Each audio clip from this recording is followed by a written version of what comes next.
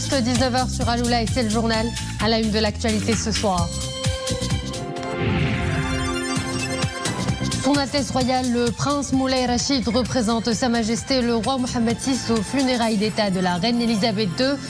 Un dernier adieu à la reine qui s'est déroulé à l'abbaye de Westminster à Londres.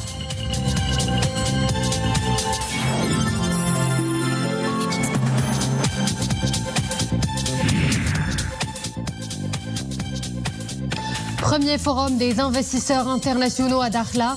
Ville en passe de devenir un hub économique régional. Une délégation d'hommes d'affaires étrangers y sont actuellement en visite de prospection.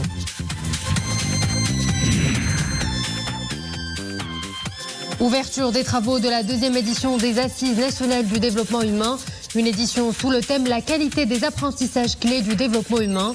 Objectif, mobiliser les acteurs du développement humain autour de cette thématique urgente.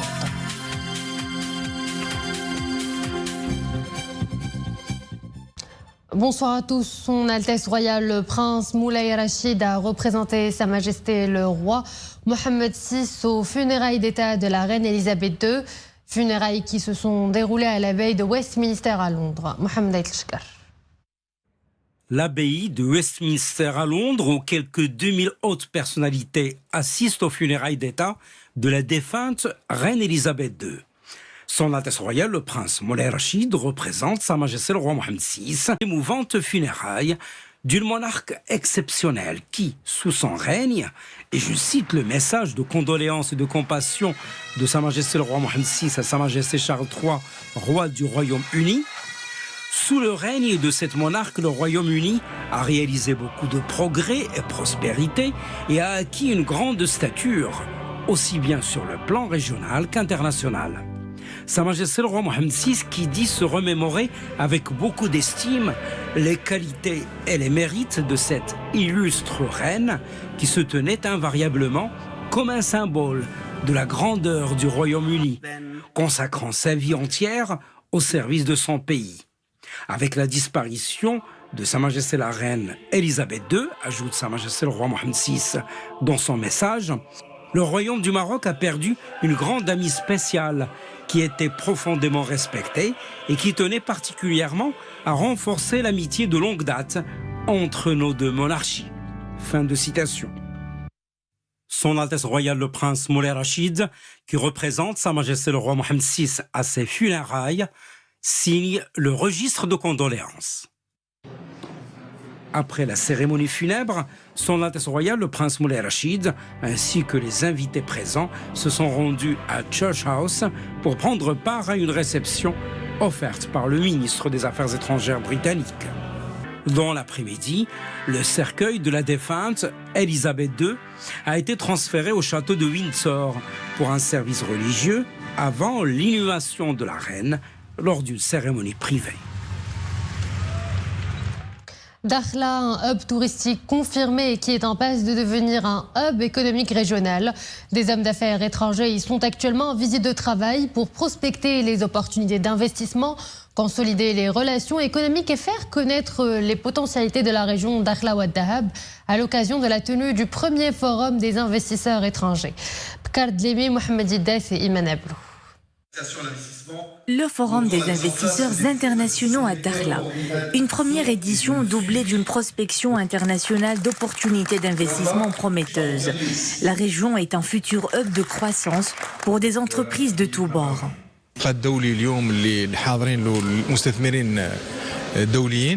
Ce forum international s'inscrit dans le cadre d'une série de rencontres organisées par la région Dakhla Ouad Dahab. L'objectif étant de permettre aux investisseurs étrangers d'explorer les opportunités d'investissement à Dakhla, qui est aujourd'hui en mesure d'attirer plus d'investissements, en particulier grâce aux projets initiés dans le cadre du modèle de développement des provinces du Sud. La Perle du Sud réunit pour cette première édition plus de 150 acteurs économiques, publics et privés internationaux et représentants d'institutions financières étrangères étrangères.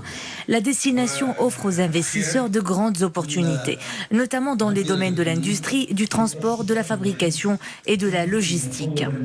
C'est intéressant de venir voir ce qui se passe, quels sont les potentiels de cette région. Et puis cet après-midi, nous avons la chance de signer une convention avec la Chambre de commerce de la région d'Arla Oued Dahab, ainsi qu'avec la région de Darla Oued Dahab, qui va un peu formaliser les échanges futurs et l'attraction de potentiels investisseurs suisses ici dans cette région.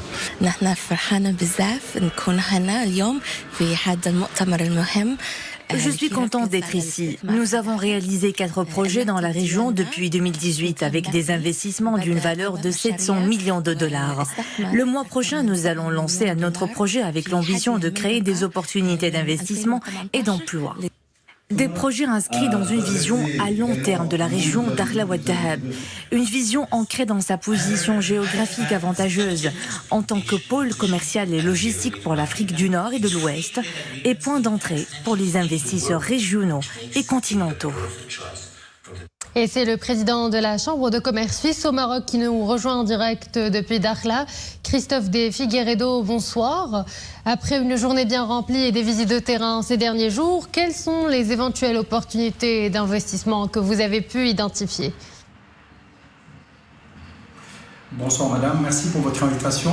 Alors écoutez, aujourd'hui ce forum a été une opportunité fantastique pour nous de découvrir tout le potentiel d'investissement de la région d'Arla Oued Dahab.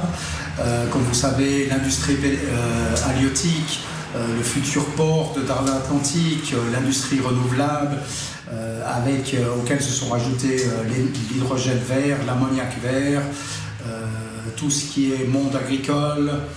Donc voilà, des opportunités vraiment fantastiques qu'on a pu découvrir aujourd'hui durant ce forum.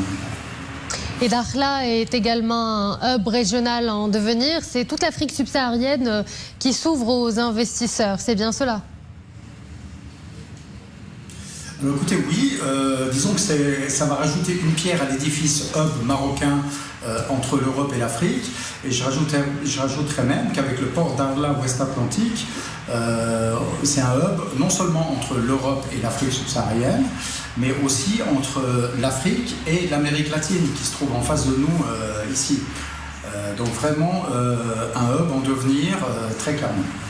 Monsieur Christophe de Figueiredo, je vous remercie pour cet éclairage. Je rappelle que vous êtes président de la Chambre de commerce suisse au Maroc.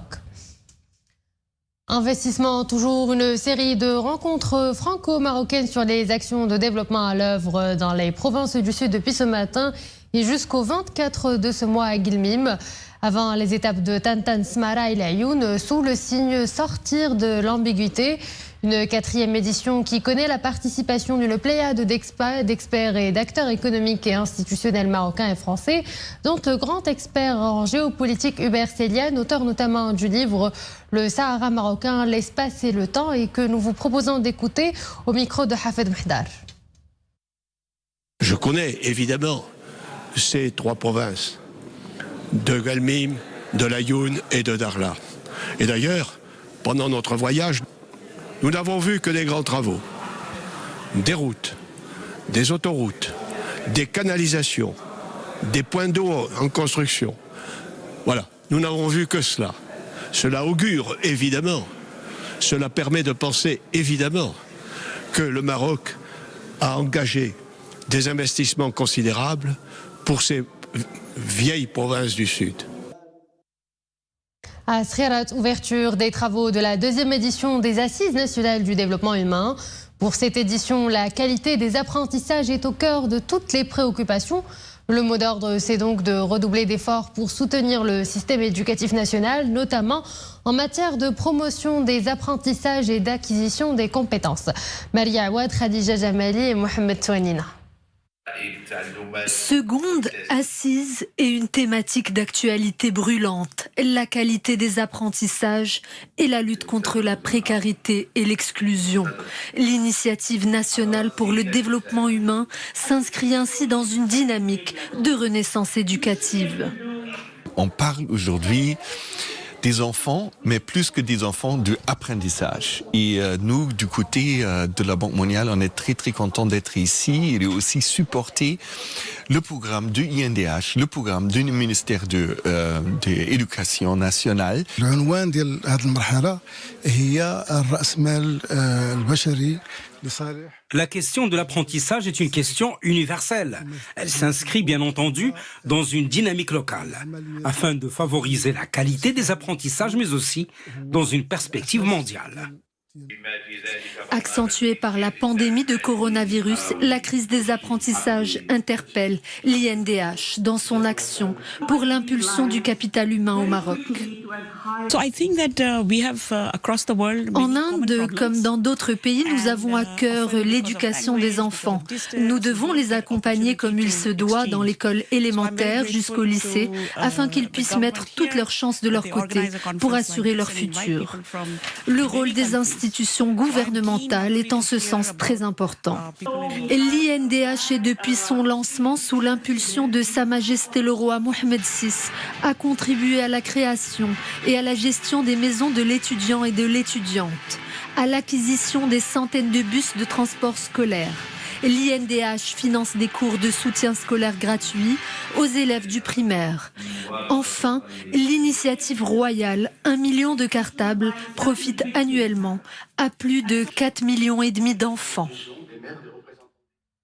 C'est un nouveau mode de travail hybride en vogue, le télétravail. Selon un sondage réalisé par le Conseil économique, social et environnemental, plus de 80% des citoyens actifs sont pour la généralisation de ce mode, une nouvelle tendance que beaucoup pratiquent pour le gain de temps et l'économie en énergie, en argent plutôt de transport qu'elle leur offre.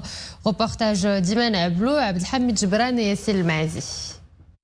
Scotché à son bureau à domicile, Yassine est à l'œuvre. Depuis un peu plus de 2 ans, son espace professionnel se réduit à son appartement. Le télétravail est devenu une norme plébiscitée dans son activité. Le jeune ingénieur en informatique travaille pour le compte d'une entreprise spécialisée dans le développement des technologies numériques. Depuis le déclenchement au Maroc de la pandémie du Covid-19 en mars 2020, nous nous sommes trouvés dans l'obligation d'adopter le télétravail. Ce n'était pas vraiment compliqué. Dans mon métier, il suffit d'avoir un ordinateur et une bonne connexion pour m'acquitter de mes tâches. Et cela n'a rien changé à la cadence du travail.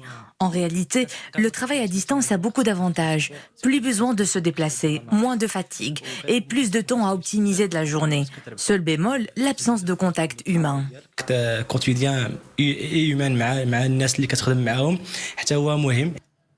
Même son de cloche du côté de Abdeslam, directeur d'ingénierie numérique dans une plateforme de e-commerce. Il dirige plusieurs équipes à distance. Le télétravail assouplit le contact et facilite les tâches du quotidien, sans incidence aucune sur le décompte du temps de travail effectif. Les développeurs web trouvent beaucoup d'aisance avec le télétravail. Ils peuvent travailler à la maison ou au café à côté. Ils ont la possibilité de changer d'environnement. C'est une expérience extrêmement profitable à tous. Nous avons instauré de nouvelles normes de travail pour le suivi des équipes à travers notamment des meetings en visioconférence. Les équipes ديالنا كنشوفوا معهم l'avancement les produits qui radin le développement. Une tendance qui se confirme. Dans une enquête menée récemment par le Conseil économique, social et environnemental, plus de 80% des sondés estiment que le télétravail est une opportunité, une façon d'économiser du temps et de l'argent, d'avoir plus d'autonomie et une meilleure concentration. Les Marocains optent de plus en plus pour ce nouveau mode de travail. Ils le lient souvent à un certain nombre de conditions, notamment à la nécessité de réviser l'arsenal juridique qui encadre cette activité. C'est d'ailleurs un grand chantier qu'il va falloir lancer. Et puis, n'oublions pas que parmi les recommandations du rapport de la Commission spéciale sur le nouveau modèle de développement, l'importance de la transformation digitale et le télétravail.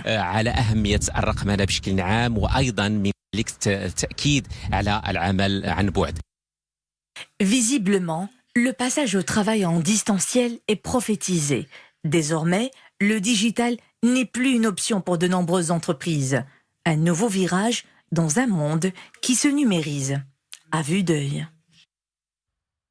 Nous célébrions hier, dimanche 18 septembre, la journée nationale des coopératives, l'occasion de rendre hommage à ces structures qui contribuent à promouvoir les activités génératrices de revenus et la création de valeur ajoutée. Exemple à Salé dans ce reportage sur une coopérative de production de l'huile d'argan et de ses dérivés.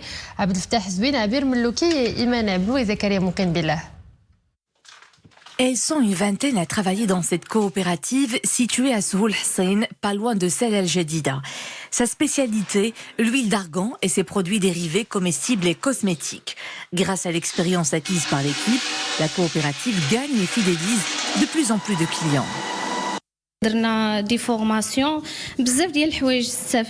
Nous avons bénéficié de plusieurs formations, ce qui nous a permis d'améliorer nos compétences. Aujourd'hui, nous disposons d'un revenu stable et d'un métier en poche. La coopérative fait travailler des femmes originaires de Souhoul Hussein. Notre produit phare est l'huile d'argan, en plus de ses dérivés, crème et shampoing. 15 filles travaillent dans la production, 5 dans la commercialisation. Le soutien de l'INDH a été déterminant. Il a permis l'acquisition du matériel. Depuis sa création en 2013, la coopérative a réussi à percer dans le domaine. Notre coopérative a obtenu beaucoup de certifications. Il y a le label ISO attribué par l'Institut marocain de normalisation, la certification de l'ANSA et le label EcoCercle accordé aux produits bio.